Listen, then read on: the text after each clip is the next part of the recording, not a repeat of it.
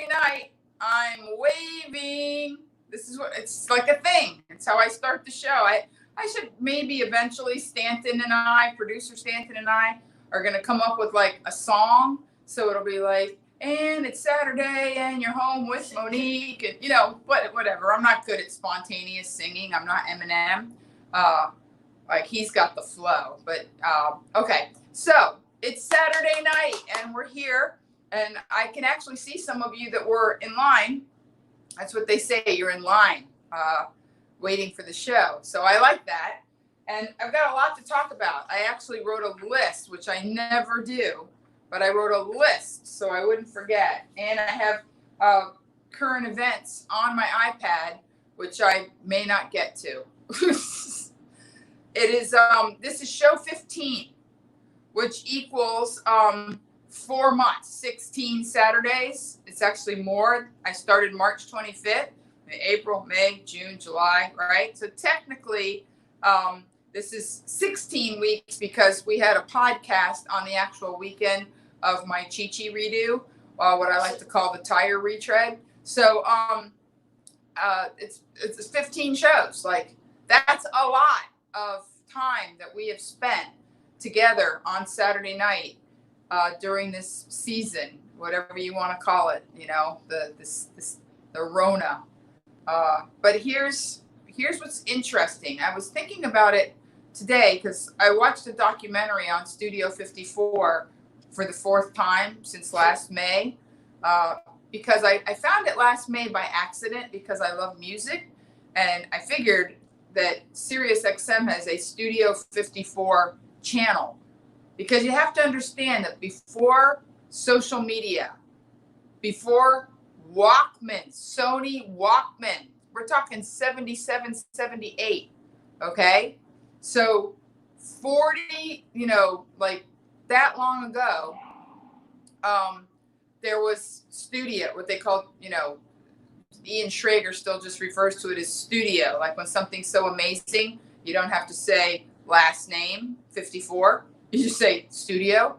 And so I watched the doc last year because I knew that it would bring back memories of my childhood. And it did. It's got Bonnie Pointer singing, Heaven Must Have Sent You, an angel. And, it's got Sylvester. So, and not Tweety and Sylvester. This was a guy named Sylvester who long before, transgender or Prince, he predates Prince.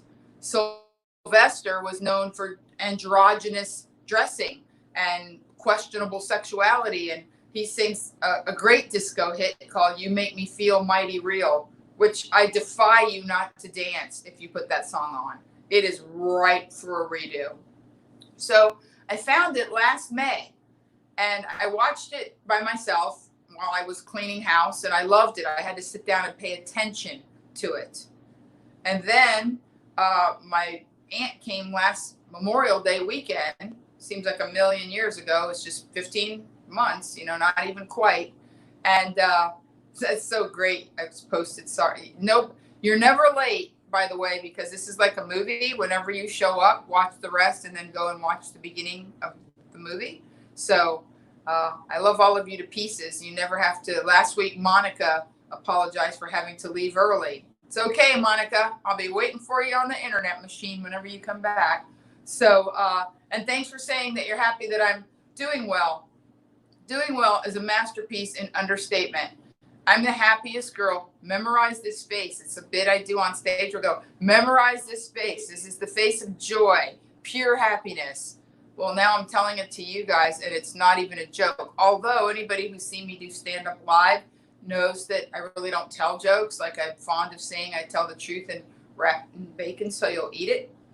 And so I watched the Studio 54 doc 2 or 3 times last summer because, once I paid attention, once I kind of watched with my aunt, and then once I may have just had it on in the background because they play a lot of songs that bring back memories. And then I started thinking about that time.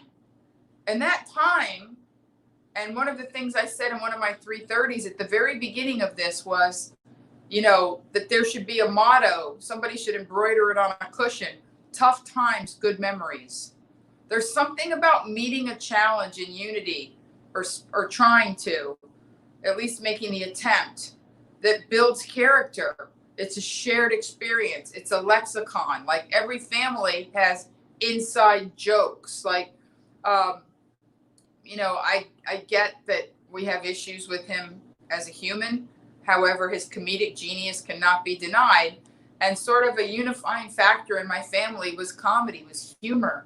And Woody Allen movies, Sleeper, and, we didn't, Bananas, we didn't see like the adult ones, like everything you always wanted to know about. We were kids. So probably the raciest thing we saw was Manhattan, which, boy, if you watch that movie, like, colored me surprised. In the movie, he's in his 40s dating a girl in high school, played by the incredibly beautiful Hemingway, the younger Marielle, Margot being her beautiful older sister, who at the same time during disco, see how I tie it all together and put a bow on top?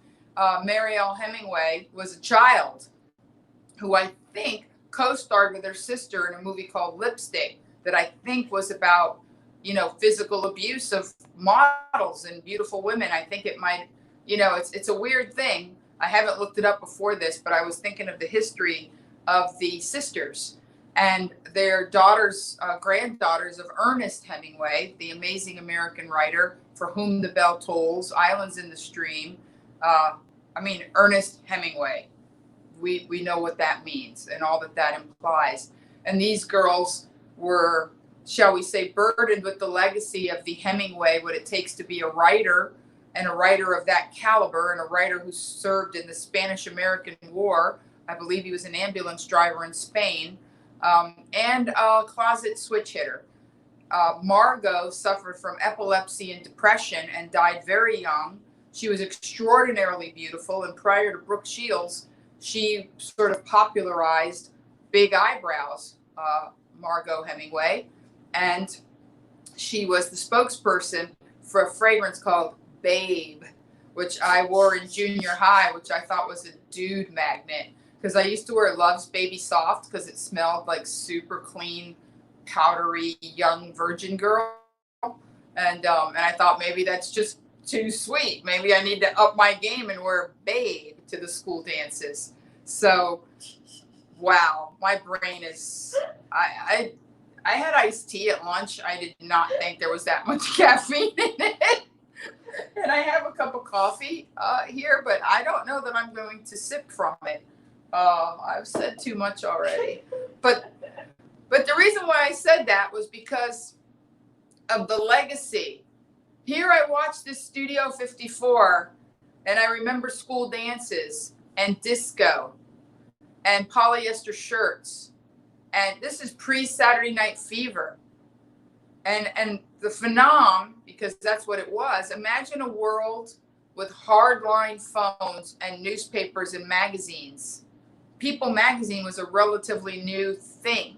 It sort of ushered in celebrity culture, which, if you go back, the whole idea of the velvet rope, of bottle service, of being the cool person that was allowed into the right place, that all started with Studio 54. It was the beginning of things that we now all day long, like, are you the cool person that gets to go into that club in your town? Because every town has the cool club, and most of them you can get in. It's not a guy standing by the door saying yes, no, but they have dress codes, pre-COVID. And, it's not disco anymore. It's whatever it is. But here in LA, there's bottle service. They don't have like regular clubs where you pay $8 cover charge and go in and stand by a table and eyeball somebody drinking a fuzzy navel and hope they come over and say like, want to dance? And then you go like, sure, because you've got like a fuzzy navel and a half in you. And oh my gosh, it's going to be that kind of show. Like, I'm pulling out fuzzy navel. Okay. Last week it was hot pants. I don't even know. So, the reason why I'm saying all of this is because depending on how I tell this story, It's the opening of one of the greatest Dickens novels and greatest works of nonfiction in human repertoire, which is Great Expectations. You know, The Great Expectations is a great book, but I'm actually wrong. It's A Tale of Two Cities. And the opening of A Tale of Two Cities is, and I'm paraphrasing, forgive me, Charles Dickens, but it opens with, "It was the best of times, it was the worst of times." And it takes place during the French Revolution, slightly bloody guillotine situation, like Bad News Bears, like storming the Bastille, like people starving in the streets, falling over dead from starvation, while Louis XVI and Marie Antoinette were a little bit clueless about what was going on in the streets of Paris. So, there's a legacy to the French Revolution. There's a legacy, in case you haven't watched it on Disney Plus, to the American Revolution, which is Hamilton. Wonderful. But art is what, it's a reflection of the times. There's a legacy. There's a 9/11 legacy.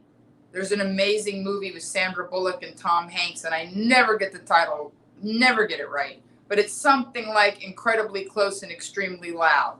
Just Google it. Amazing film against the backdrop of 9/11. And I was fully prepared to dislike it. I was chugging the haterade because it's like, oh my God, Tom Hanks and Sandra Bullock, schmaltzapalooza. Like, I was just, there's no way. And 9/11, it's no way it's not going to be a schmaltz fest. Guess what? Fantastic freaking film that I've watched probably 5 times. So back to studio. During that time, when I was in what we call middle school, 6th grade, 7th grade, 8th grade, were the worst times. My parents got divorced. My father had a second nervous breakdown. I don't recall if he got shock treatment that time or just the first time. I'm pretty sure he didn't the second, but they had him on horrific psychotropic drugs, which rendered him borderline zombie. I don't even think that Thorazine and Stelazine exist anymore.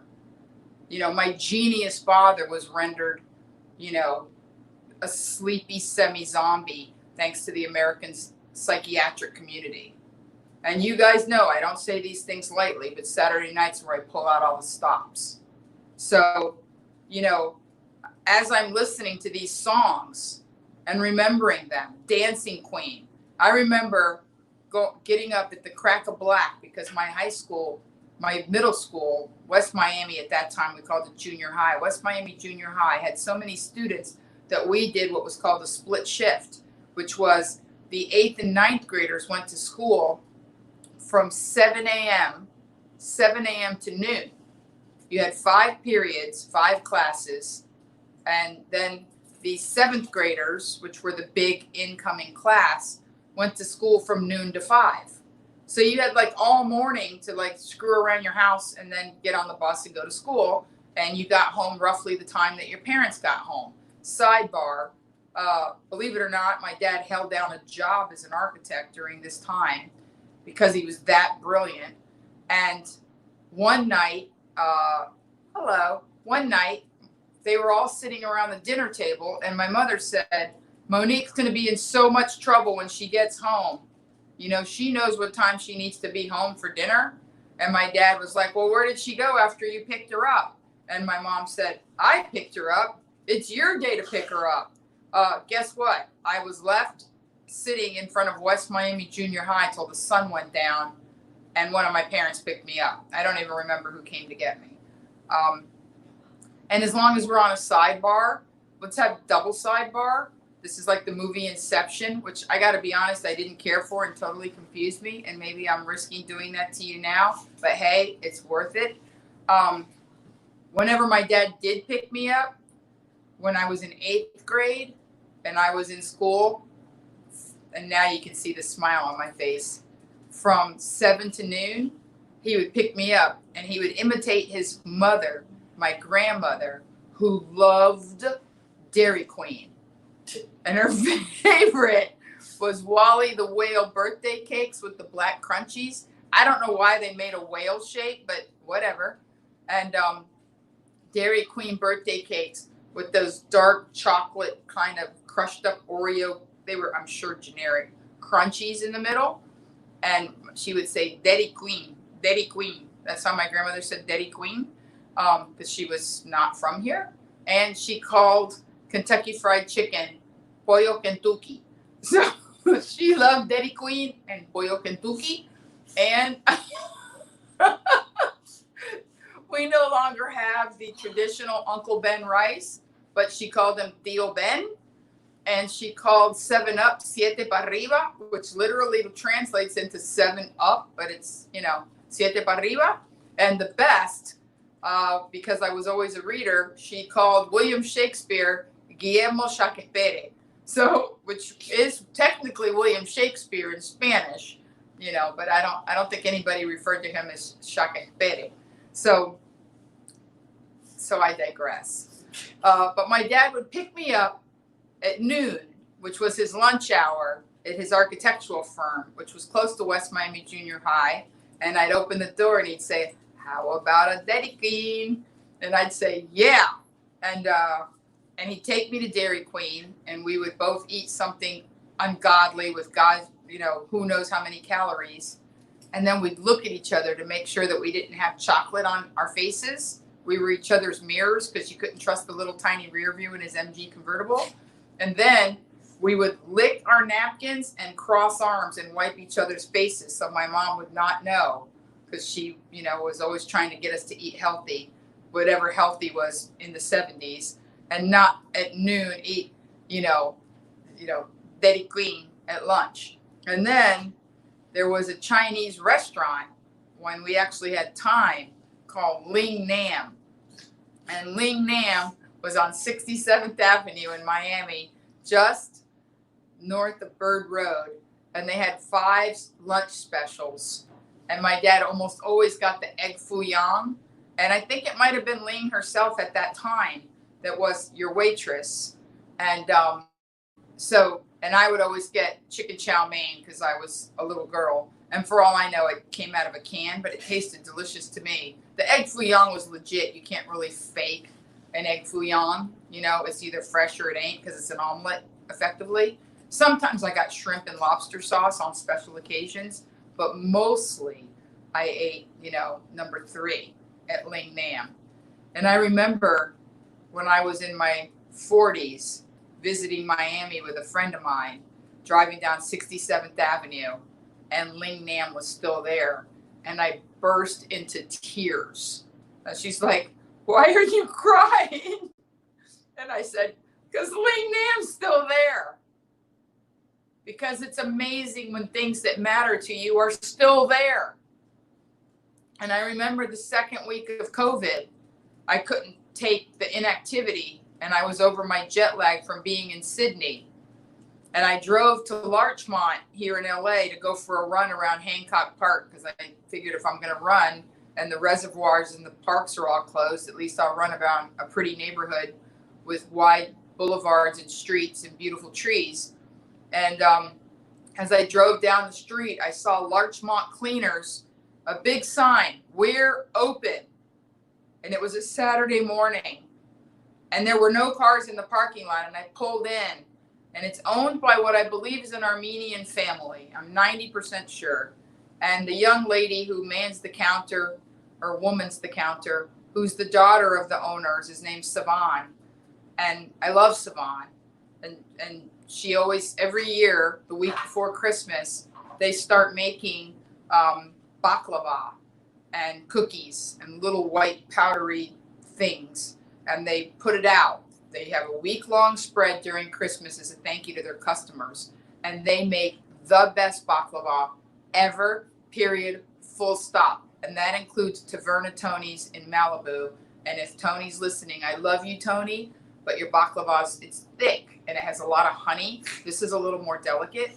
and it's made by an Armenian woman in her home kitchen that she also crochets, because you can buy baby blankets there on a little table. But she clears the baby blankets away for a week and puts them off to another side. So the laughter in the background is my friend Cindy, who's been taking care of me since the retread.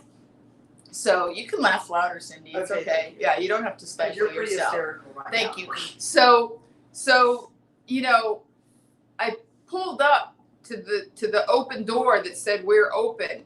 You know, limited hours. The door was open. There was nobody around except Savan, and I had no makeup, greasy hair. I didn't expect to see anybody. I'm surprised she recognized me with a mask on, and she probably thought I was a Korean man in drag, and why was I yelling at her? But I have a very distinct voice. So when I pulled up and I said, Savan, you're here. She said, yeah, we're open limited hours. You know, we're here. And I said, I'm so happy. And she was like, well, good. Like looking at me like, wow, you're wrapped very tight right now. You're a little strung like a tennis racket. And she said, feel free to park here. I'll watch your car. There's nobody around. And obviously it's not busy. She's like, park, go ahead and park here and I'll watch your car. And I got out of my car and sobbed. And I could see her looking at me from the open door like, are you okay? And I'm like, you're here. And it was like Ling Nam, except COVID. Like, oh my goodness, people that I love that are a small business, a single proprietor. There's not 8, Larchmont cleaners. There's 1 Larchmont cleaner. That's it, with Savan and Carlos. And I always thought Carlos was related. He finally admitted that he just goes along with everybody, but that he's not related. He's just an employee, which I don't think Carlos was an Armenian name, but okay, what else, So there was like a thing about we're still here. They're here.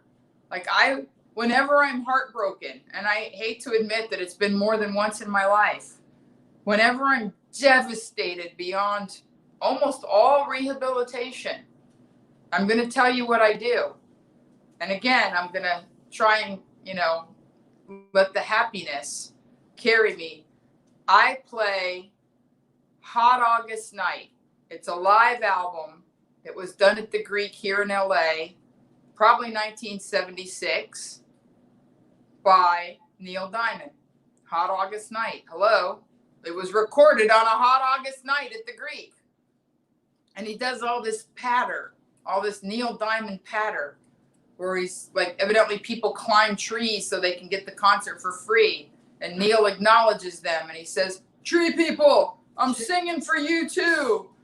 And then he like goes into like his songs, I am, I said, to no one there, and no one heard at all, not even the chair. It's like a declaration, like he's had it, like, I am, I said, I am, said I.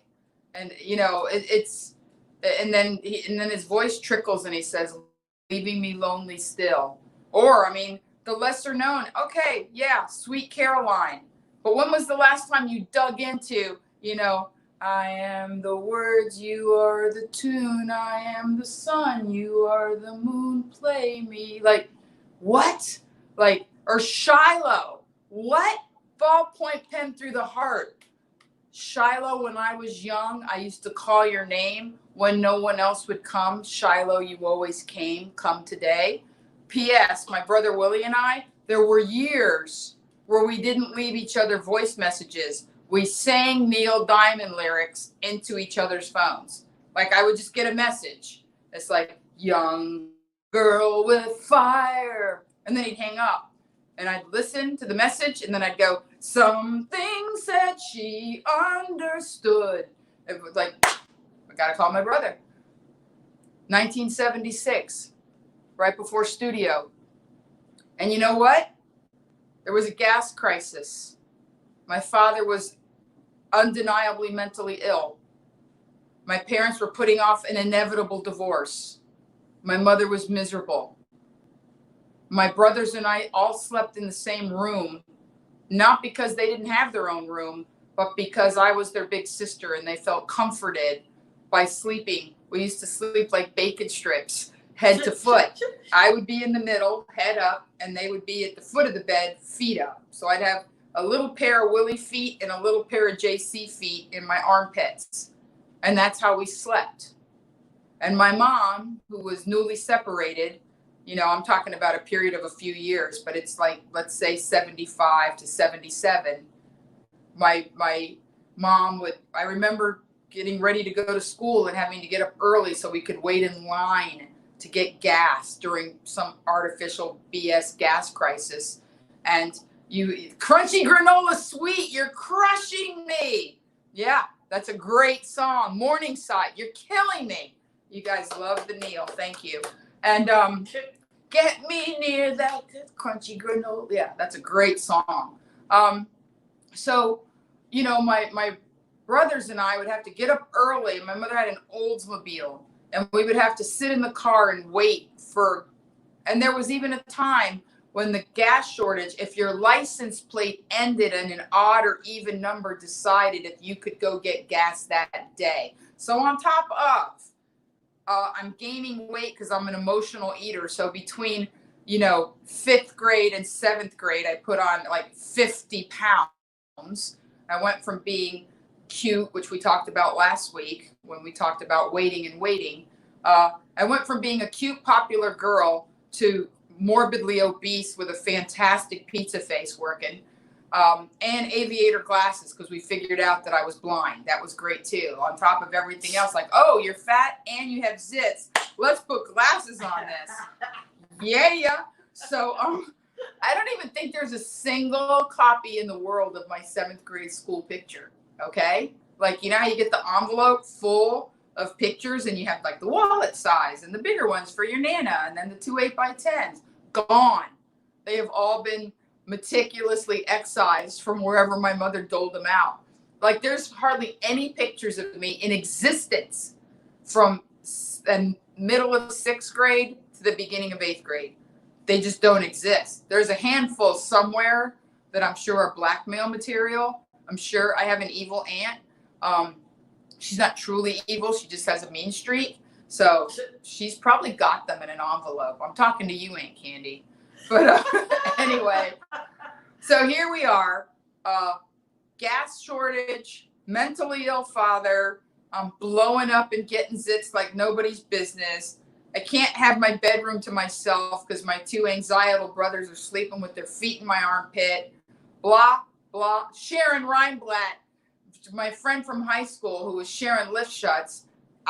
If you find me in your yearbook, Sharon, and you post a picture, I'm coming for you. I know where you live. You live in Ocala, and I kind of can remember where you live. I have a good memory.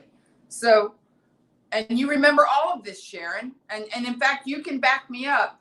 On top of everything else, my brother William had a horrific accident where we had pet mice. And he climbed up a shelf to see the mice. The shelf came over on him. He fell forward, and the fish tank where we kept the mice, the plastic liner popped off in the fall, and he sliced his head and almost scalped himself like an Indian and was bleeding profusely. And the neighbor lady, who was like Boo Radley, I remember her, heard my mother screaming horrifically and ran over and held a rag on my brother's head while my mom called the hospital and made arrangements. Like, my brother was sewn up like a baseball. He had a scar on he had 2 scars on his face that like, he's a grown ass man now and they're very faded. But for most of his childhood, he had a Frankenstein scar because he almost scalped himself. And who knows how much he would have bled if the woman who never spoke a word, who lived next door to us, that we were all afraid of and like took great pains to not get near her fence, heard my mother screaming. And lucky back in that day, nobody locked their doors and ran in. Think about that. Not knowing if my mom was being raped or stabbed, the neighbor that we didn't know was capable of being of amazing service, ran in and held my brother's flap of his head down while my mother got her act together. And at the time she was in nursing school and we live next to a hospital that's very, very close to a hospital called Variety Children's Hospital. And just even remembering that. Okay, so could I heap on any more stuff going on during that time? Could I just like heap it on? I don't think so. And here's the funny part, is that challenging times create amazing art and expression and unity and a private language and a lexicon of love that regular times just don't seem to. It's not a coincidence that when I'm laid low, I play Neil Diamond Hot August Night, even the drums on Solomon, dun, dun, dun, dun, dun, like, oh, so yeah, I mean, and Brother Love's Travel and Salvation Show, you know, pack up the babies and grab the old ladies because everyone knows. It's like, in the live version, he's like, take the other hand, you know, it's pretty intense. It's like a 7-minute church go. And suddenly, I remember I was alive before this son of a seahorse broke my heart, and I had a life, and I survived things, and I prevailed, and I thrived, and I became a better person. And I now look back at those challenging times and hearing the music in the Studio 54 doc, even when my mom was being a little bit of a hoochie, going to nursing school and then running around at night with my Aunt Iris, rest in peace. You know, because she had been like a nice Catholic woman. And I told you the story. These things are slightly cumulative, so you can listen to last week. But she stood up to my dad, which is what prompted the divorce, and decided to become a nurse. And here she is, nursing school by day and disco baby by night, you know. And that was back in the day when you could leave an 11-year-old and 12-year-old girl with 2 little boys and nobody frowned on it or anything. So here's the funny part. Hearing that music brings me joy, just like driving by Ling Nam 10 years ago, or seeing Savon through the door of Larchmont Cleaners with her mask on. And I don't know how we're going to do the, you know, who knows, the second wave of COVID or whatever WTF is going to happen. And I don't know. Maybe they'll have to suspend the, you know, the baklava this year. Maybe they'll have to have it in Ziploc bags, and you pick it up with a glove and you clean your hand because you were near the baklava table. I don't care. It's not going to get me down. I'm not going to not be me. I'm not going to be the person who has owned Hot August Night on vinyl, 8-track, cassette. I don't even have it on DVD. I have Essential Neil Diamond. On CD. I have Essential. You know what? I'm going to download it after this show because my brother Willie gave me a $50 Apple gift card. So as soon as this show's over, I'm downloading Hot August Night to my phone. How do you like that, bitches?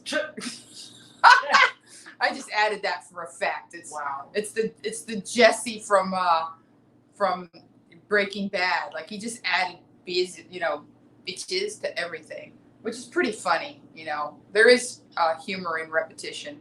I'm going to take a sip of my coffee. If you guys have a beverage of your choice, no judgment, or you're vaping, or you have, legal narcotics, or even, illegal, I don't judge. Whatever gets you through the night. Another great song during that time frame, off the album Walls and Bridges, a duet between, are you ready for this? John Lennon and Elton John.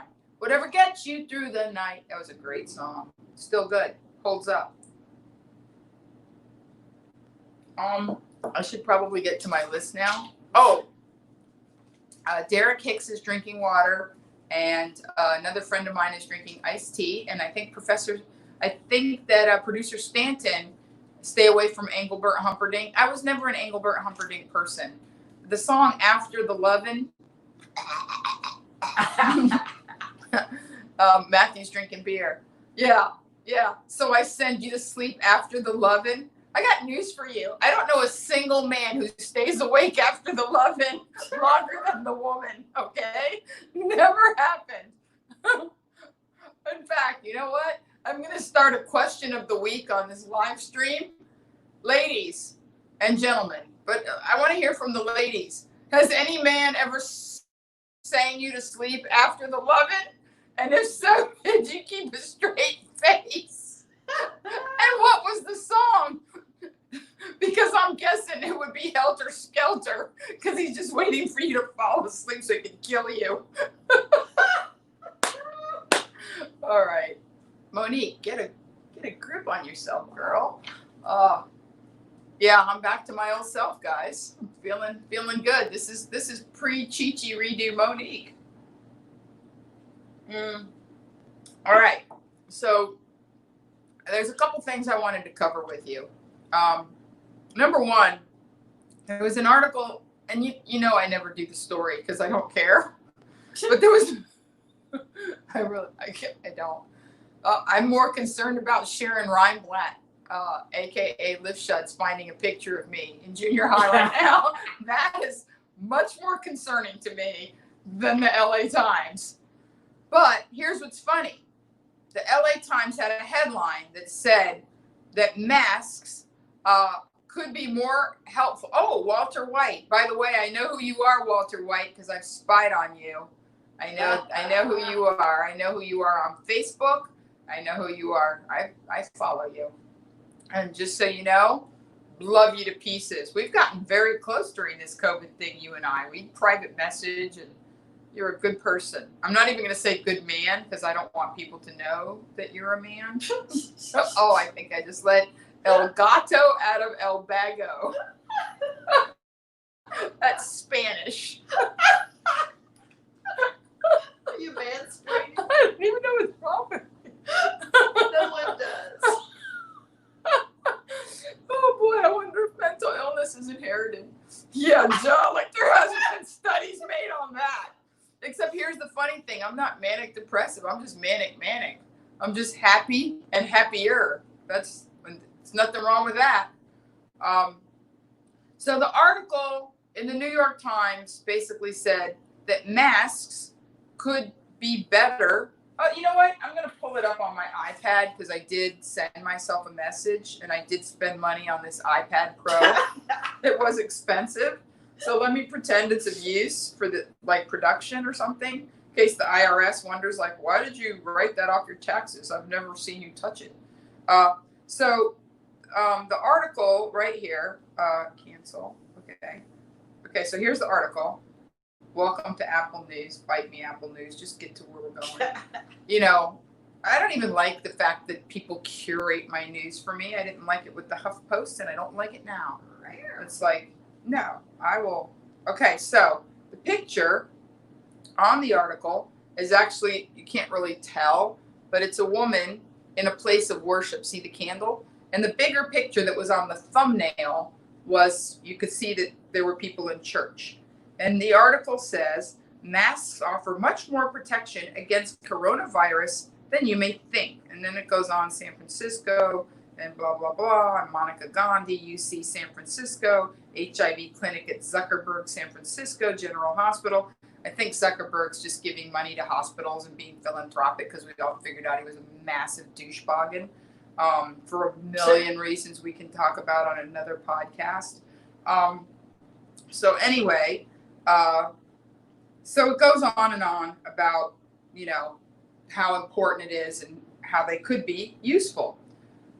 But the fact, because this is the way my brain works, that they're in a place of worship, reminded me that even if the mask does you no good, it's a placebo, that we don't realize how tiny these little airborne things are, and that the mask just, whatever, that the coronavirus clings to the mask and then it crawls in and slides all over your lip gloss like it's ice skating, Okay. Paints a picture, don't it? But the point I'm making is that I was raised Catholic. And when I was a little girl, you didn't go into church without proper attire. You didn't go in a tank top. You didn't go in as a woman in slacks. You didn't go in sneakers or flip-flops. When I went to church with my mother, even CCD class, but let's just say church, because CCD was a little more relaxed, but I still dressed kind of decently within being, obese. And pimply with aviator glasses. Wow.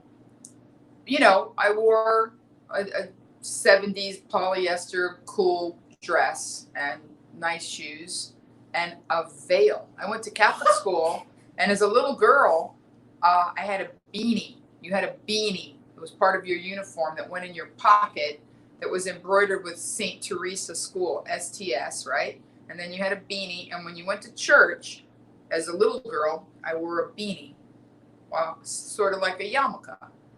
And there was something about covering your head showed respect. And one thing I liked about wearing veils was that it gave me something to do during church as a child. I counted how many long veils, short veils, and then I divide them into color. Usually your standards were black, white, and red. The red being unusual, but not sassy, just, like Spanish, Latino people like red. So, it was a reminder that you were in a place of worship. And if anybody's ever seen Fiddler on the Roof, he talks about, wearing your yarmulke and how it shows that there's devotion, that there's something between you and God, that God is so incredible that just having him right down on your head might be too much, that you got to have like a sign of respect, That's a very loose translation. And I haven't seen Fiddler on the Roof in a while, but it's a great movie. If I were a rich man, anyway. So I thought about that, and I thought, what if all the coronavirus, all the mask does is act as sort of a yarmulke for your face, that it reminds you that these are unusual times, that having it on your face reminds you to wash your hands or to step back or to not cross too close to somebody. Like I went in a thrift store, and whenever I'd walk past somebody, I would purposely turn my face and say, not facing them, let's switch places. I won't breathe while we're moving, make a joke. But what if the only reason the mask helps you is no different than any other religious iconography or spiritual, where people sage, or if we can stomach, because everybody's using the old, analogy of, well, what's the big deal with masks? We got used to seat belts, and we got used to 4 ounces of liquid in a Ziploc bag, and we got used to not drinking and driving, because these things are not rational. People are upset about masks for non-rational reasons. They're conflating the law, in their mind. They're thinking, well, all of these unilateral decisions are being made without us voting. I'm a fan of the Constitution. How come you get to shut down a business, or you get to decide that my tenant doesn't pay rent, or you get to decide, like, when did that get voted in? This is America. Like, what's going on? We're losing. I get it. I get that when people say, I don't want to wear a mask because I'm a fan of the Constitution, they're not being buttwigs. They're afraid of something they believe in being unstable. COVID has destabilized our deepest beliefs about ourselves as a country, as a voting populace. Now we finally transitioned to mail-in votes, not to make it easier, to make it safer. And some people are still upset about that.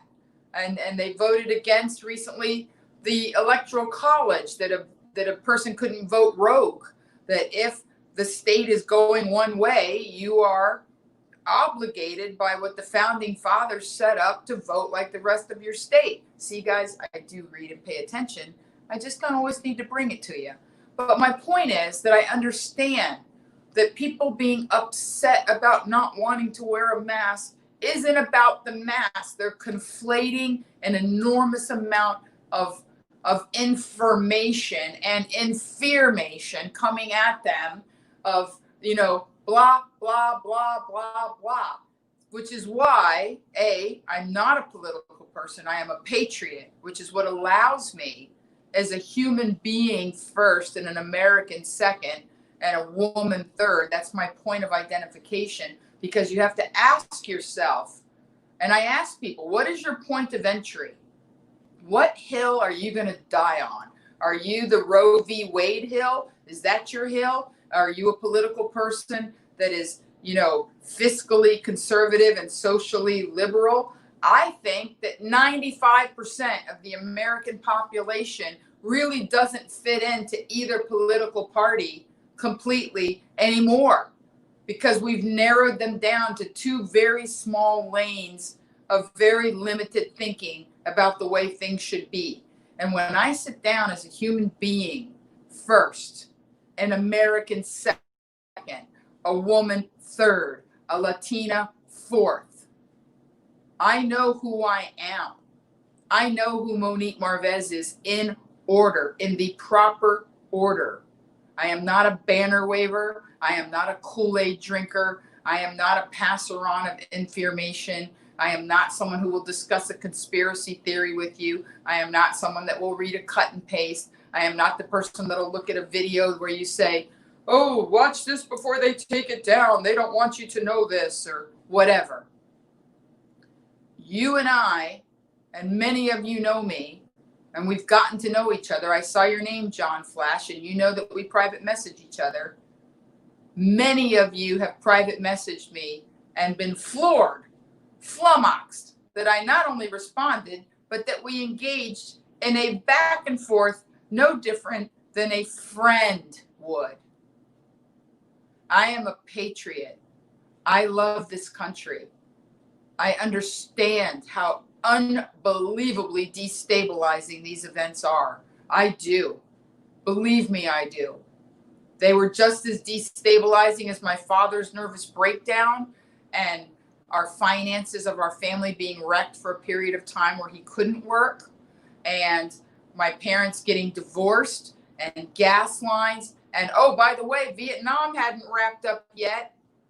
And as much as everybody wants to talk about Watergate, at least Richard Nixon. Oh, and by the way, we had the first president ever that not a single person voted for, because Nixon was elected by he was elected with Spiro T. Agnew, talk about blast from the past, as vice president, who had to step down. See, nothing is new under the sun, men and women, boys and girls. It's Ecclesiastes. There is nothing new under the heavens, okay? Spiro T. Agnew had to step down in disgrace from tax evasion. Oh, then Nixon tapped Gerald Ford, which everyone made fun of as sort of this bumbling ex-Michigan football player who even made a comment as saying, I'm not a Lincoln, but I'm a Ford. I remember that vividly because I have one of those weird Mary Lou Henner memories, but not quite. And as a country, we were going through a horrific economy, of a horrible time. And, oh, by the way, we had a president that nobody elected, because after Spiro T. Agnew, Watergate blew up in our faces and Richard Nixon was gone. Okay? But before he left, no matter what we want to say about Richard Milhouse Nixon from Loma Linda, California, okay? I think it was Loma Linda. Anyway, it's down there in Orange County. His second White House was in San Clemente. Richard Nixon he made good to end Vietnam that had raged my entire childhood and adolescence.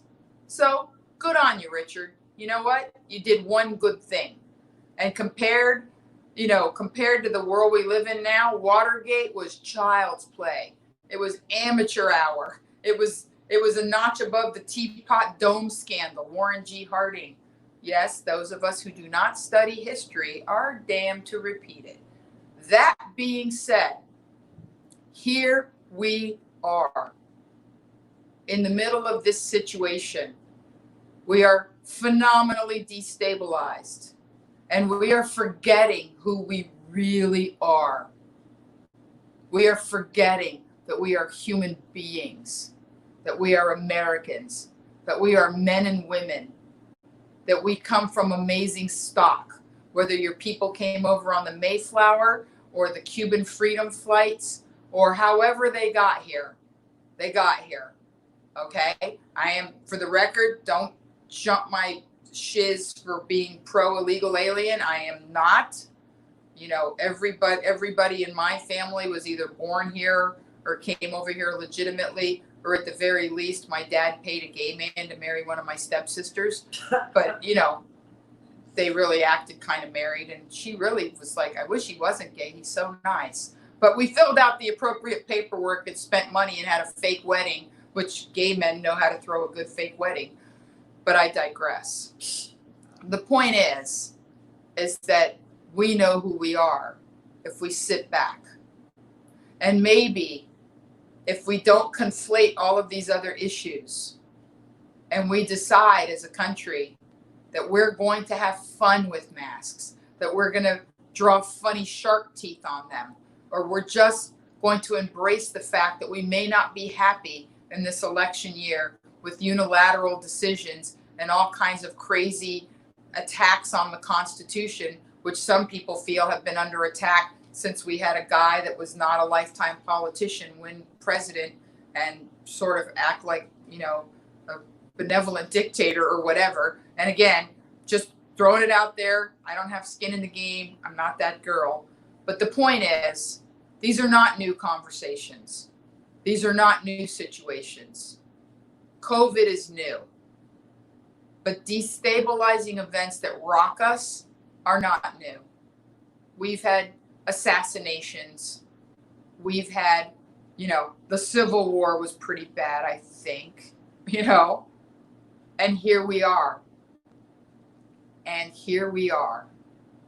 So I'm asking you, as the daughter of a mother who's been through 2 major surgeries this year, at 78, she's been under general anesthesia twice in less than a year, and she has what's called reactive airways, which is kind of like stress-related asthma, although she wouldn't describe it that way because she's a nurse, but I know her, and it's when she gets upset, she starts coughing like crazy, and sometimes she coughs so much she actually throws up, like it's bad.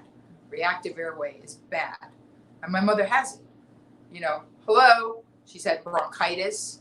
I think she may have even had pneumonia in her 40s at one time. But the point I'm making is, for my mother, for your mother, for your Nana, for no other reason than what have you got to lose? You know, why don't we not conflate things? And why don't we talk to each other as human beings? And why don't we hear each other and listen to one another? Very much hear the words, but also listen to the intention and give the other person an opportunity to really voice whatever they want to say. I don't want to wear them because of this, or this is BS, or why don't old sick people just stay home and let us get on with our lives? Whatever it is people want to say. I'm going to tell a story, and I'm not going to name names because it's a beloved friend of mine who's happily married to another person. But she was dating a guy at one time that was a little bit possessive and not a great guy. And could it be because he was cheating on his wife with her?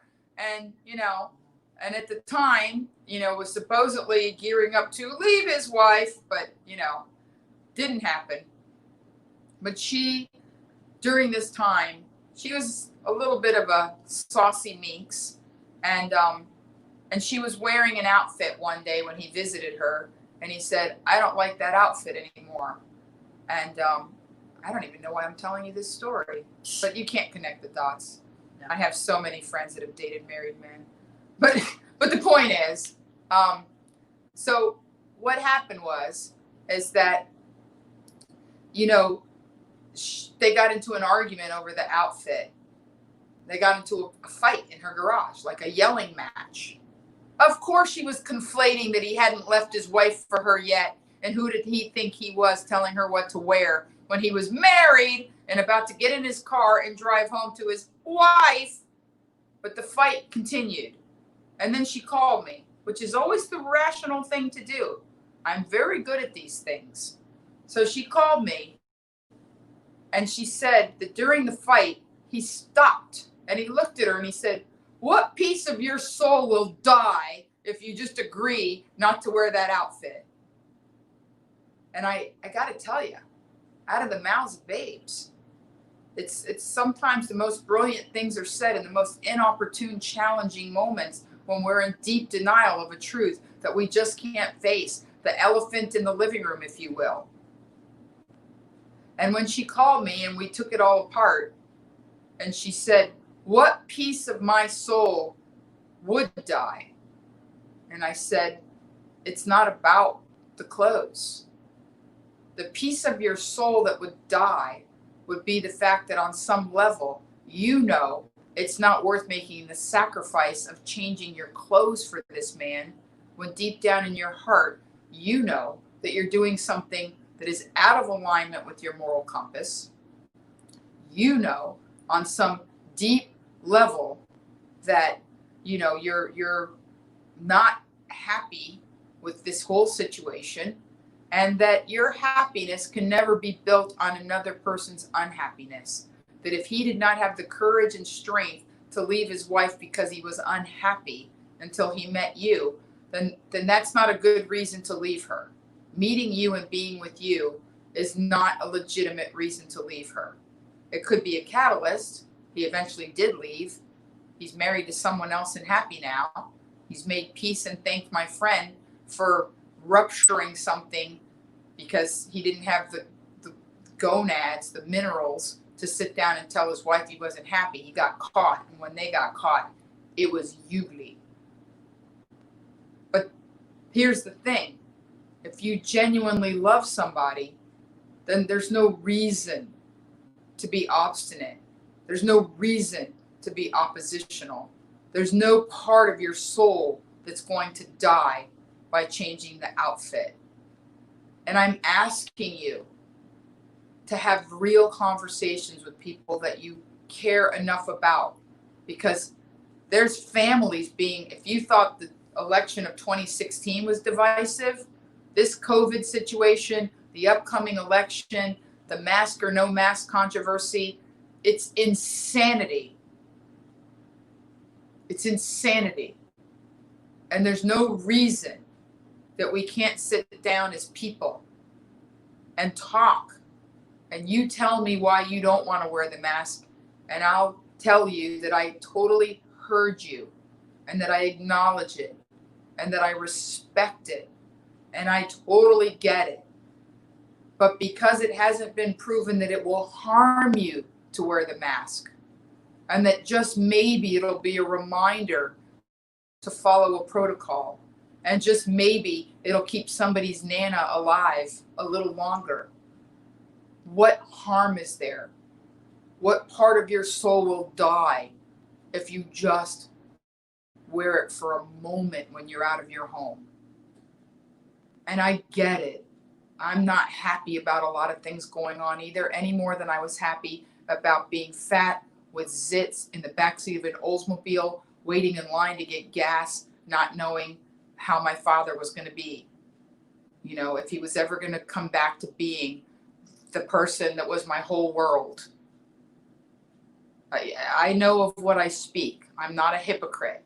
I'm not asking you to do anything I haven't done myself over and over and over and over. But I'm asking you, Shiloh, when I was young, I used to call your name when no one else would come. Shiloh, you always came. Come today. Okay? Fair? I heard you. I did my level best to hear you and respect you. All right. I never got to the news stories. I'm sorry. I'm going to say goodnight, and I'm going to see you next week. Love hard. Forgive harder. And get as happy as you can, as fast as you can. You can't imagine how much I love you. I really genuinely only want the best for you as a person and the best for our country. Thank you. Done, Producer Stanton.